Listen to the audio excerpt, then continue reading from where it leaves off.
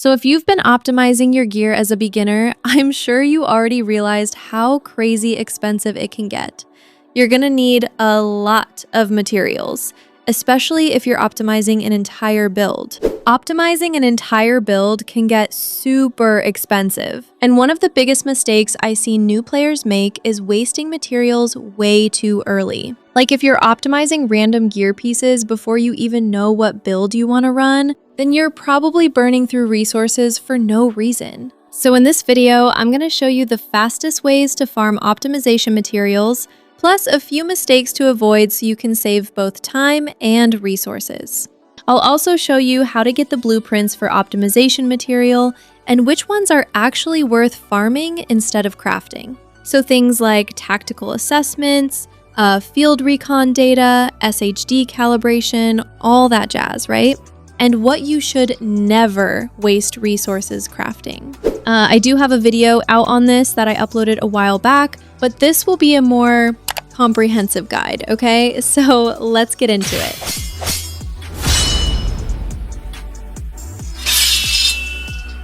So when it comes to gear optimization, one common mistake I see a lot of new players make is optimizing their gear way too early. Like, if you're still fairly new to the game, it's better to wait and see what gear pieces you get and what actually works best for your playstyle first. Then, once you've established that, it'll be much easier to decide what's actually worth optimizing instead of dumping materials into random pieces, right? So for anyone new, here's a quick breakdown of the materials you'll need for optimization.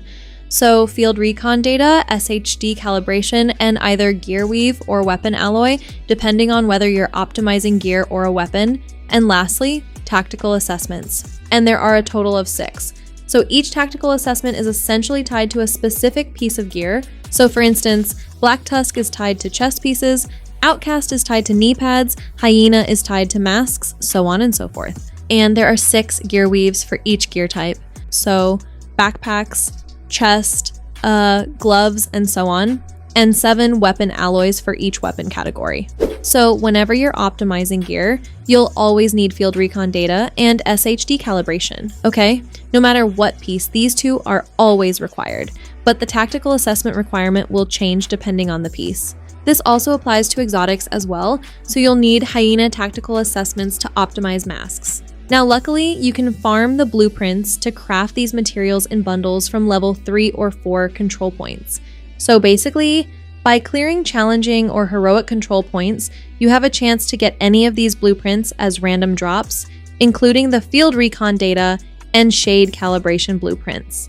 That being said though, I honestly wouldn't recommend wasting materials crafting SHD calibration, since you can get plenty of it just by completing weekly projects or from countdown from named bosses and loot crates throughout the map. And by throughout the map, I'm referring to the crates in countdown, because it costs way too many resources. However, the field recon data is fine. But if you want to stack up on SHD calibration fast, honestly, countdown is the way to go. Even for farming gear weave and weapon alloy, because you also get that from taking out the hunters. It's random, but they actually drop a decent amount. So while you're clearing bosses, deconstructing gear, and opening crates, you'll be earning shade calibration, gear weave, and weapon alloy along the way.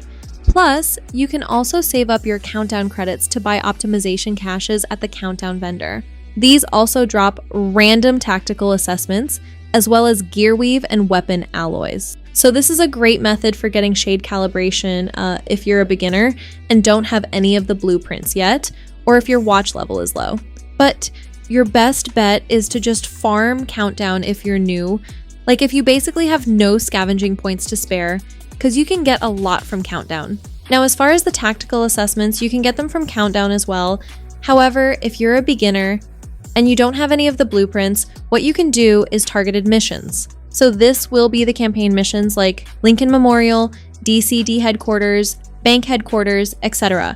So what you'd want to do is, say you need Hyena tactical assessments, well then you can do bank headquarters. Or if you need Outcast assessments, you can farm missions like DCD headquarters. If you look under the mission title, you can actually see which faction is tied to it.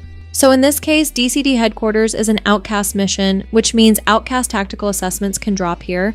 And Lincoln Memorial is great for True Sun's tactical assessments. And you get about 8 per run, which isn't too bad.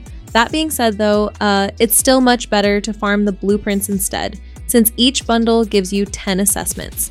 You can just run challenging or heroic control points, and while you're doing that, you'll also be earning field recon data at the same time. But if you need a strong build to help you clear these heroic level control points a lot easier, then you can check out this build video I made recently, where I showcase 3 solid setups for beginners and returning players. I'll leave a link in the video description for it as well, but you can also get field recon data from clearing landmarks in the Dark Zone. However, if you're new, I wouldn't recommend venturing into the Dark Zone unless you have a strong team. You can get a lot in the Dark Zone since it's a lot easier to clear landmarks. NPCs don't have as much health, but it can get super toxic in the Dark Zone if it's packed with players. So just a fair warning if you plan on doing this. Now just to recap, if your SHD watch level is under 1,000 and you don't have many scavenging points, your best option is to complete the weekly Rogue Agent Extermination project along with the daily DC Outskirts sweep. You get 1 shade calibration from the daily and 5 from the weekly. On top of that, you can also run countdown for even more materials. Because that way, you can also be getting gear weave or weapon alloy as you're deconstructing anything you don't need in countdown. Simple, right? Then, for tactical assessments, you can simply find a short mission tied to the faction that you need. So again, Lincoln Memorial is good for True Sons, DCD is great for Outcasts, and Bank Headquarters is good for Hyena assessments. Mainly because they're short missions, so it's a lot more time efficient completing these. And for Black Tusk, you can get a decent amount from invaded missions and strongholds. For the Rikers and Cleaners, that'll either be missions in New York, so either Brooklyn or the Warlords map. Okay?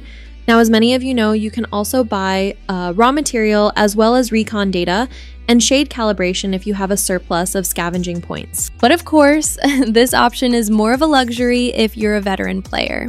So if you're still leveling your watch and you don't have many scavenging points, you can easily farm a ton of these raw materials in the open world, like ceramics, steel, electronics, and so on. All of these are essential for crafting those optimization blueprints as well as recalibration. So I'm going to show you a method that I actually covered in previous videos, but I'll quickly go over it again for anyone new. Now you can also just farm raw material from missions and control points. Each faction drops a certain raw material. So for instance, missions tied to the True Sons faction typically drop steel and carbon fiber, while Outcast on the other hand drops ceramics and titanium. And for clearing hyena activities, you should get polycarbonate and electronics. But this method I'm about to show you is great for beginners, and it works even better if you combine it with targeted missions, bounties, control points, or what have you. So it's actually pretty simple. You're going to be farming containers and duffel bags in the open world. They're going to be small black and yellow containers, but I'll show you the exact method that I used to do when I had no scavenging points, and it's super effective. So after you clear a control point, just talk to the control point officer and donate some resources like food, water, and components. Once you do that, you should unlock the Detection 2 perk. And so what this perk does is it will let you see through walls in a 20-meter radius for a short period of time. So this basically makes it way easier to spot and gather resources in the area. You can also reset the timer anytime by donating more resources, which is convenient because you can easily fast travel back and refresh it whenever you need. Just a quick tip, you only want to donate a little over 50.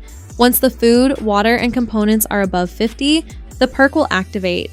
So there's no need to max them out to 100, but you want those resources to drop back below 50. This is required for you to reset the timer because when you bring any of them back to 50, this is actually what triggers the reset. So you get to have the loot containers highlighted for almost an unlimited amount of time.